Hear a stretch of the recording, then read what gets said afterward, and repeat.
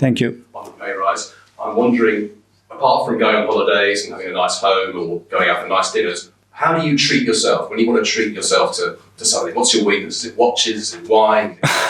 Cigars? Yeah, I'm not very materialistic, to be fair. I love having my family around. I like nice holidays. I like to have a good, comfortable house. But especially what I like is to have people around me that give me love and stability. That's my treat. And my family, especially my wife, my kids, my parents, my sister, and my friends, what they give me is that they treat me the best way, whether I'm first, bottom, whether I have won 9 in a row or lost 3 in a row. And that's a joy and a privilege. And that's my treat. In terms of injuries, you say you've been very unlucky in recent weeks. But I was looking at the stats from last season. I think you had 6 players who started 34 games or more, another 4 who made more than 30 appearances. Would you accept that perhaps you were lucky with injuries last season and that's why this year is going to be such a challenge? Well, I don't know. I think it was a lot of work done in the right way, and what the staff and the way we have evolved a lot of the things internally to give the players the best possible and to build that robustness in the squad. It was great.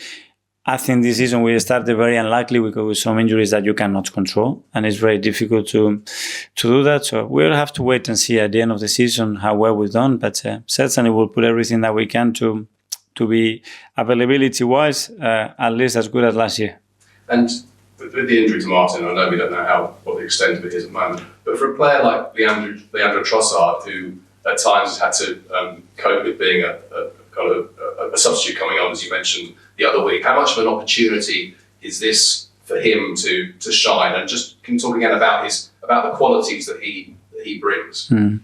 Well, I don't think Leo needs any injury to shine. I think he has earned the right with performances and the way he has conducted himself in any scenario to have a very important role in the team. And he is very important and he's a crucial player for us. Right. Hi, Mikel. This time last year, Kai Havertz had sort of struggled to adapt to his new surroundings, but now he's probably one of the first names on the team sheet. What does that say about him, and particularly if Martin isn't available on Sunday? How important is Kai going to be in sort of, filling that void potentially? Yeah. Well, that shows the consistency and performances that he's shown over the last year or so, and that's what we need from our players. That way, we brought him here to be one of the main players and be a very prolific goal scorer. Well, regardless in the position that he plays in, he's added that, and he's added many other things to the team as well that probably are not noticeable because you are not there, guys. And you touched on it earlier, but the game between Spurs and City at the back end of last season, where you said you were sort of jumping around your front room with your sons when Spurs missed a few chances. Is it important to remember the kind of disappointment that both you and your players probably felt after that game when you came into training the next day? Can that be used as kind of motivation to ensure you get a big performance in this kind of match? Well, it certainly was an experience at the end. You have to reflect on did you try, did you do the best that you possibly could? And if that answer is yes, and somebody else was able to achieve it because they were superior or better or they had in the key moments what they needed and we didn't, you have to accept that. That's it.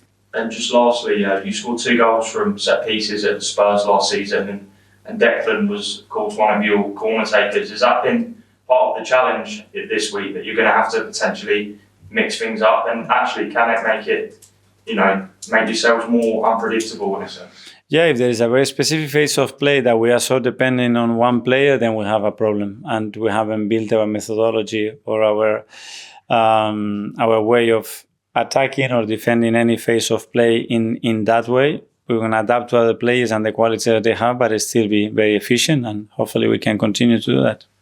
Okay, finally we'll go to Gary. Can I ask one for a colleague who's been listening to some kind? He just wants to know what was the key for his development and improvement this year, in the calendar year? What was the key for him?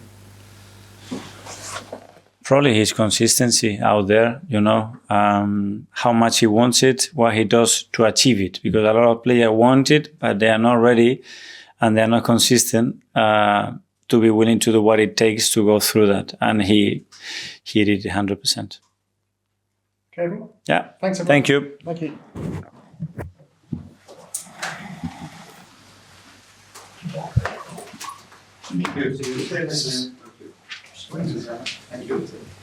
Thank you.